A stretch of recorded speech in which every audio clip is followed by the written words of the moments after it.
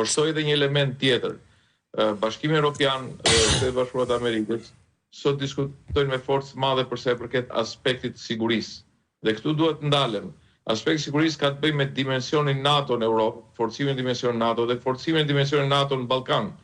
Për fatin e keq, për e kohë Shqipëria jo vetëm nuk është marrë me forcimin e dimensionin NATO në Ballkan të një qëndrimi të përbashkët politik me vendet tjera anëtare të NATO-s në rajonin e Ballkanit, apo edhe ndërtimit të raporteve ushtarake të përbashkëta në rajonin e Ballkanit, përfshi këtu edhe Kosovën, përveç se iniciative që u bë me Kroacinë, por edhe ajo spontane, por shifet në mënyrë të qartë që vazhdon dhe ka tendencë për të bashkëpunuar me Serbinë, e cila nga pikpamja si temur strategjike e sigurisë është vendosur tërësisht kundër interesave të Europës dhe interesave të Shtetit Bashkuar të Amerikës, e ka përcaktuar veten e vet në aleancë me Rusinë dhe në aleancë me Kinën.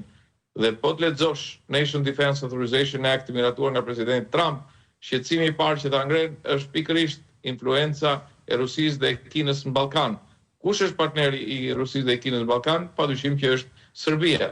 Dhe interesat e tyre janë tërësisht me kundër interesit të Euroatlantik, integrimit evropian dhe integrimit NATO të Shqipërisë. Dhe kjo është një situatë krejt e papranueshme, do të thosh në nivelet skandaloze, që kryeministri shqiptar ka një qasje të tillë.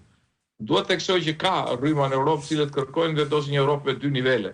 Por kjo as pak nuk shtyr në një politikë europiane dhe ne nuk mund ta pranojmë që gjithë përpjekjen tonë ta reduktojmë tash në qendrim të Edi Ramës apo këshillat Vučićit për Shqipërinë apo qendrim të përbashkët me Serbinë. Njësimi i politikës tonë të jashtme me Serbinë është krejt i papranueshëm, nuk kanë asnjë lidhje me njëra tjetrën.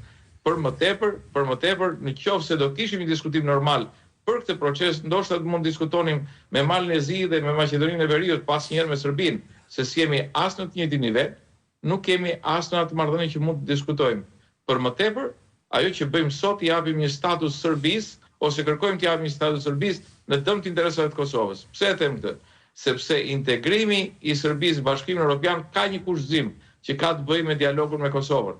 Dhe ne nëse nuk e kuptojmë këtë element shumë të rëndësishëm, të sigurisë rajonale, të interesit tonë kombëtar, të qëllimit gjeostrategjik, ne nuk kemi kuptuar asgjë.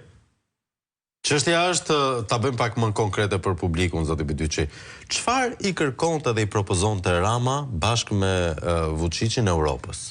Ç'është ky integrimi përshpejtuar, por jo integrim tamam? Se i bie që na bie 11 maj praktikisht. Rama ka kuptuar se Bashkimi Evropian nuk do të realizojë atë premtim që ai ka dhënë në fushat elektorale për integrimin e Shqipërisë në Bashkimin Evropian. Që i thamë që se kishte ndorë ta premtonte. Dhe së dyti, Rama në letrën e tij bashkë me Vučić konstatova se për mos integrimin e këtyre dy vendeve fajsonin Bashkimin Evropian. Mos harmoninë në Bashkimin Evropian dhe aspekte tjera gjeopolitike e tjera. Burokracinë e tjera. Në fakt është këtë e kundërta.